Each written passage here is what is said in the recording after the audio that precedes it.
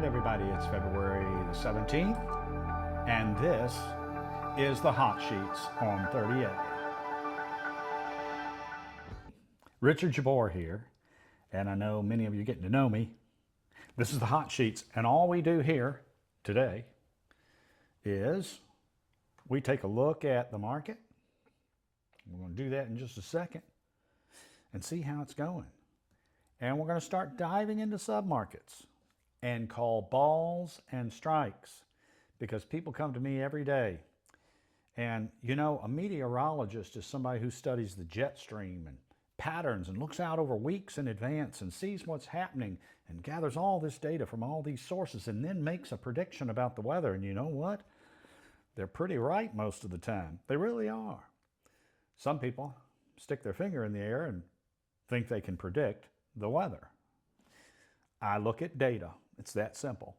So let's take a look at some today. We have closed 25 homes so far in February of 2026 compared to 52 last year. Is that any good? Is that any good? I don't know. Let's see. I think it is, because we're headed towards 58. You see this number right here on my screen, right there. Let's sort these from highest price to lowest price so you can get a sense of the kind of properties that are selling right now on 30A. Well, here's one under contract, $10,450,000 at the time it went pending. We'll see where that one closes. And just a number of beautiful homes that are closed or pending for sale. What does this mean? It basically means that we're going to sell more homes in February along 30A in the discretionary second home market than we did last year.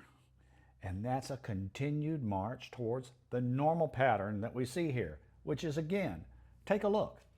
That normal pattern is about 50 homes to 70 homes, with a few outliers here and there. In December was 80 last year. We may or may not get back to that in December of this year. That's a normal market with a normal pace. If you couple that with inventory declining and the absorption rate decreasing, or should I say increasing, the months on inventory, or the months of inventory on supply is falling. And I'm going to show you that in just a second for our community WaterColor. It's a balanced market. And we have clients coming to us and they want to get 10% off the list price or 15% off. They think that's okay, and the data does not support it, and those transactions are not getting put on paper. They're not.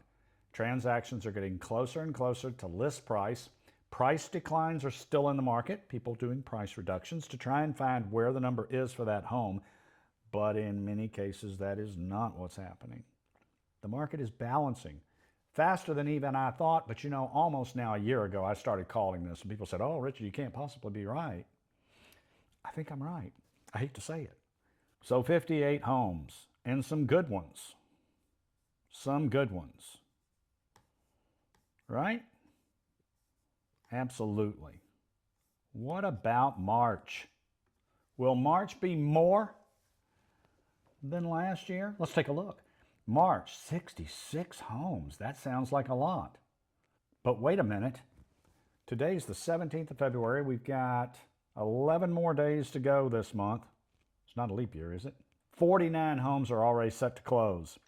When we throw in the single-family homes, which this is not taking into account, this is just looking at the category of detached single-family homes. It's a little glitch in this multiple listing system. There's probably 54 or 5 already under contract. To get to 66 with 11 more days to go in February and 31 days in March, I'm telling you, we're headed to 66 at least. That is a balanced market that is behaving well. And look at some of these homes. Look at some of these homes. And in fact, I can even imagine at 49, if we go to the median price point now for March, 49 divided by 2 is about 25. We're headed towards 2.1. Oh, wait a minute. Delawala has that under contract. Who's on the other side? It doesn't say here, but that's the Jabbour Luxury Group on the other side of that one. But that's going to be the median price point. Wonder about February too. Let's finish the month of February. If we go down to about 29th home here in this list, that's the middle point. Let's see what the median price point is likely to fall out this month. 2.1 or wherever that's going to close, 1.9950 or wherever that's going to close, right in here. Let's take a look. February, right now, the median price is 1.475 million, down 8.5. I'm willing to predict right now that median price for the month of February is going to close at 1.925 or a little higher, up.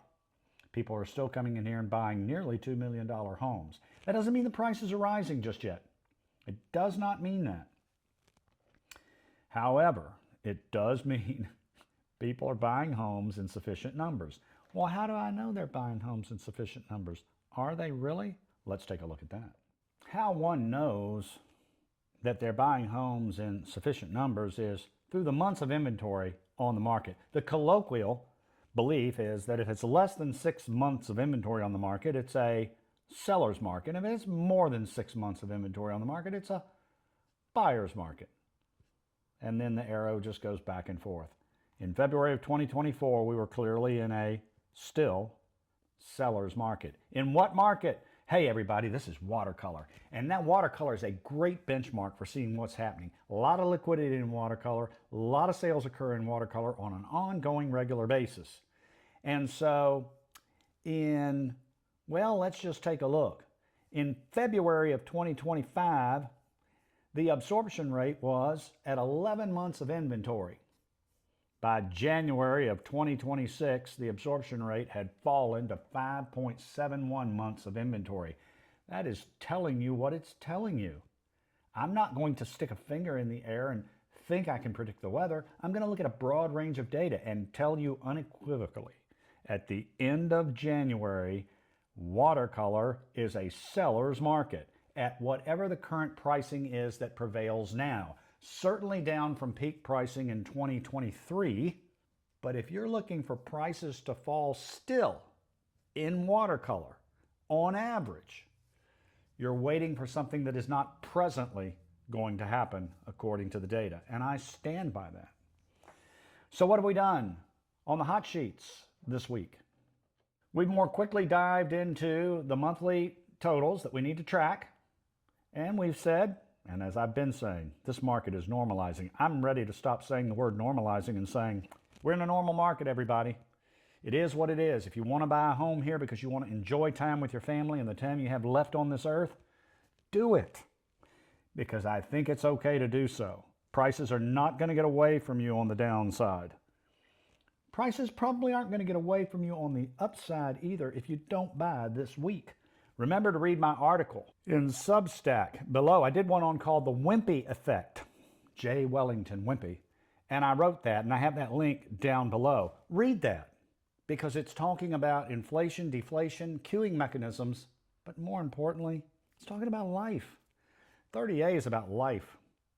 And right now, as I said in the article that I wrote in Substack, the cost of time tomorrow is much more than the cost of time today. I hope you enjoyed the hot sheets. I hope you enjoyed the hot sheets this week. And I hope you'll join me every week. And I hope you'll join me for In the In-Between on Friday, which is a more personal conversation about economics, decisions that we make, and the life we really need to think about living. Thanks again.